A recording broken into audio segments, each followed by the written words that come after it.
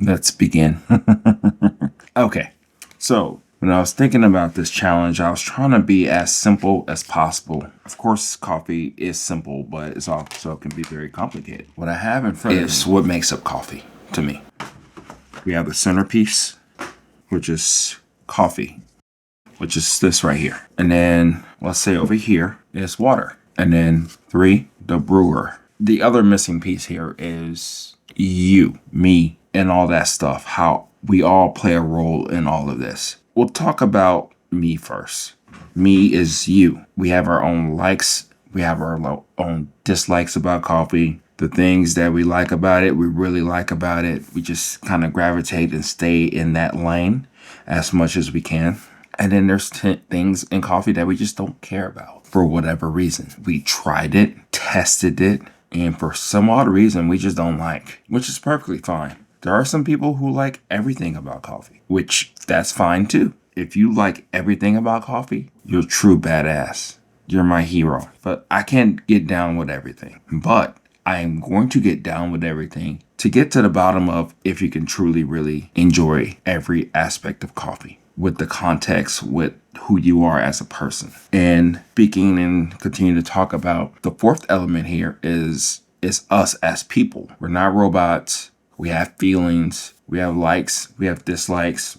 We have people that we are cool with, people we just kind of stay away from. We work, we're dedicated, passionate, we're lazy. We're all that. In this grand scheme of things, then we like coffee, right? So we got to realize is that as analytical as I'm trying to present this, we are still talking about a beverage that we love and enjoy for whatever reason. And we can't take ourselves out of this whole element. That's really more than anything the most important element in all of this. But in the grand scheme of things, the way they are right now, as simplistic as I'm trying to make it, coffee equals coffee, water, and a brewer. It can be a Moccamaster. It could be a Mr. Coffee. It can be a Hario V60. It can be a sock. You can use this as a vessel. It doesn't really matter. But these are the things that we're dealing with. So let's go ahead and break them down one by one. We're going to stick with coffee. So coffee to me consists of coffee and grinder. I'm sure you're wondering why I put grinder there, because grinder really doesn't go in any of the other pieces, but is literally the catalyst. It is literally the in-between coffee and the water. Most of us don't actually brew a cup of coffee with whole beans. It won't really work the same. You can get some extraction, but it doesn't work the same. So we're gonna have to grind up the coffee, okay? Simple as that. We'll worry about different variables with grinders, hand grinders, high-end grinders, basic grinders, and then we'll make our judgment on how critical and important grinders are to this whole coffee thing. So let's go back to the most critical part of this, which is coffee. We're dealing with Colombian coffee, dealing with Brazilian coffees, we're dealing with roasters that roast it different ways, different profiles, and different reasons why they do that and all that stuff. Try to bring out the best in the coffee as much as they can. Blah, blah, blah, blah, blah. But at the end of the day, we are accustomed to selecting our coffees that have tasting notes that we want to try. Sometimes we just want to try something new and different, which is perfectly fine. I'm a coffee slut. I do that all the time. If I have a pound of coffee, I'm after 5 or 6 cups of it, I'm done. And now I have this whole bag of coffee that I have to figure out what to do with it. What I'm getting at is that coffee is the center of everything. So we have to realize that when we're dealing with coffee, we're dealing with origins, taste, flavor, and then we're dealing with the whole aspect of a light roast, medium roast, and dark roast. And anything in between and all the profiles as anybody can think about. Fast roast, a slow roast, a roast that brings out the most for espresso, different preparations and all that. You can go as techie and geeky as you want, but we have to be ready to select the coffee that we want to have. That's going to be the center point of all that we're trying to do. And then of course the grinder. The grinder is the key to all of this. If we don't have a grinder, we can't do shit. As simple as that. Even people who get ground coffee, that person, that roaster grinded the coffee for them to the best of their ability, depending on whatever machine that they'll probably be putting it through. Let's go to water.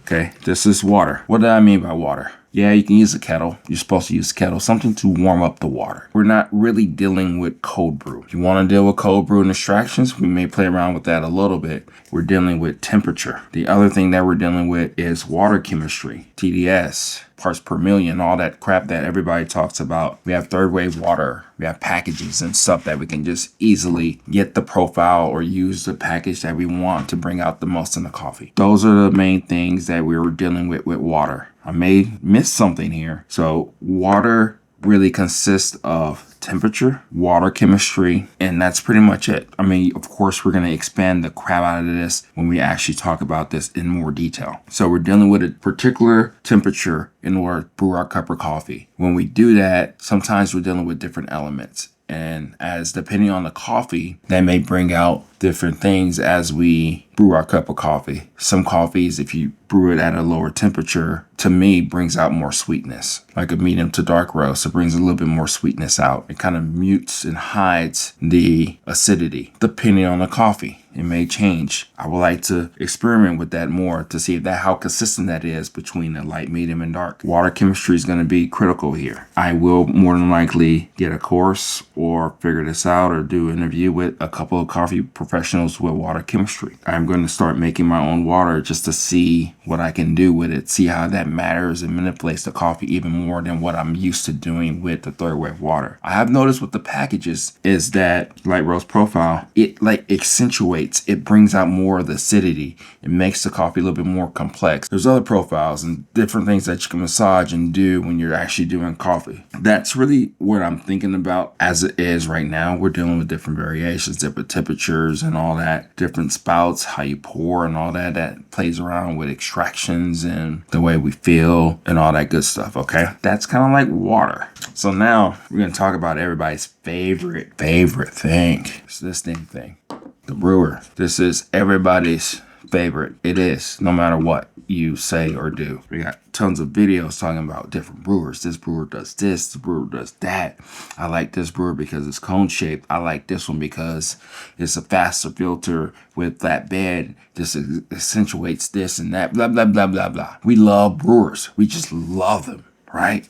We think they're everything. They are, but that's clean. That's fine, whatever. It's plastic. We have to realize is that the brewer with the coffee and the water gives you the most type of possible manipulation when you're actually brewing your cup of coffee. I think water really does that in the grinder. I think for the most part, the coffee is going to taste the way it tastes. But this is everybody's like jam. This is everybody's favorite. And what I mean by this is that the brewer is going to be something that we spend a lot of time on. Because it's not just a brewer. Once you get the brewer, you get the brewer, right? But we're going to be dealing with filters, paper filters, all different gamuts of different paper filters. We're going to be dealing with metal filters. We're going to deal with accessories. Like for instance, this is a Hario drip assist. Put it up top. It helps you be more consistent like a robot and all that stuff. We're not robots, but the point is that this helps you brew your cup of coffee. They have some dice and all that shit that they usually do to make the paper do this and bring out sweetness and acidity and all that crap that people talk about. We're going to see. We're going to find out. We're probably going to buy a little bit more accessories that complement, that go with the gear.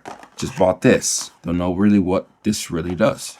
I actually tried it out already, and it actually does make it a little bit faster, but I don't know what's the intent, the point. Does it really bring out sweetness? Does it hide the whole acidity? Does it make it more balanced? And all that stuff. This right here. This is for cone shape. I think I have another one for flatbed. We're going to try it out. Accessories are going to be our friend because we can just use a regular V60 paper filter, which I'm accustomed of doing because these are slow filters. They're not as sweet. They're not as fast as everybody would say that you need. We're going to put it through its paces. We're going to see if you need to do that. We're going to see if you need to spend $40, $30 on an accessory piece to bring out sweetness. Probably there's other ways to do that.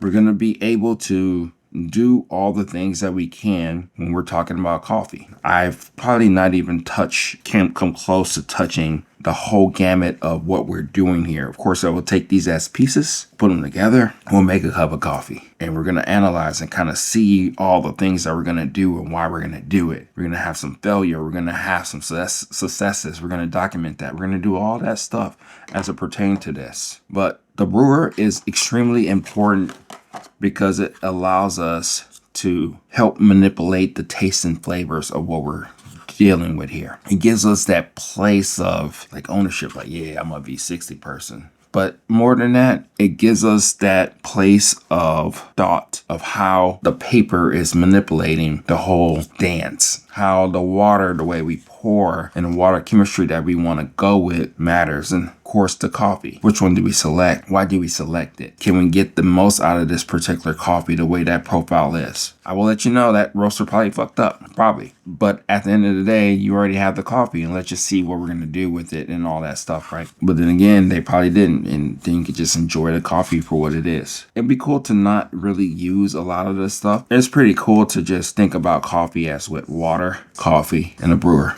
That's it, you know? But it's more than that. We know it's more than that because we have taste, we have flavors, we have preferences more than anything. And as we know that and get to the understanding of all of that, I think that's going to be all the things that we're trying to do as we muster through all of this, if that makes any sense. So this is the first assessment of mastery. I try to make it simple. I think I kind of did, but then I complicated it. Then I came back full circle, something like that. I don't know. Let me know what you think. If I forgot anything out, let me know. I probably did, but I think we know how important the grinder is. That's why it's kind of just floating. The thing that we really do care about. Grinders are everything. We're going to see how important grinders are. We're going to see how all of this is important because, you know, once you get, you're wondering really, this is really what you're wondering. You're wondering if you got your bag of coffee, you got some water you're dealing with, and you got your brewer. You want to know the recipe. We'll get there. We'll get there. I think it comes down to what you care about in taste, why you care about it. We are going to have those times to where we get that bag of coffee. That roaster has said that it's a light roast and it's actually a dark roast, and we're already turned off on it. How do we make the best out of that coffee? How can we bring out a little bit more acidity because it's too damn sweet, it's too muted? What do we do about that? You know, that's where we're really getting at. So this is OK at Everyday Beans. Let me know what you think. If you made it this far, and I'll talk to you later. Bye.